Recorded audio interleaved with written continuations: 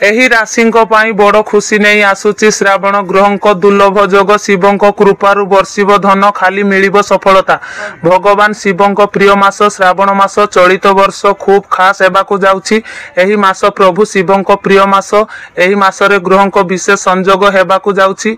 यार प्रभाव रे समस्त राशि उपरे पड़िले मध्य किछि राशि व्यक्ति विशेषंक उपरे प्रभु शिवंक कृपा वर्षिब।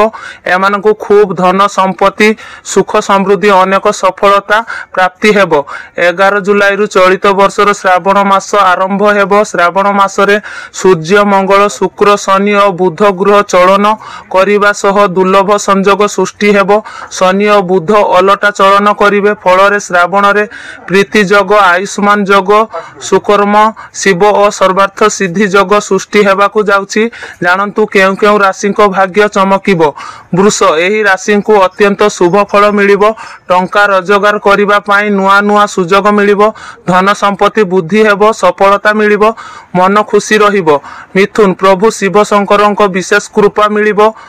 करजरु मुक्ति मिलिबो। आर्थिक स्थिति मजबूत हेबो। पुराना समस्या दूर हेबो। तुला व्यवसाय रे बड़ लाभ मिलिबो।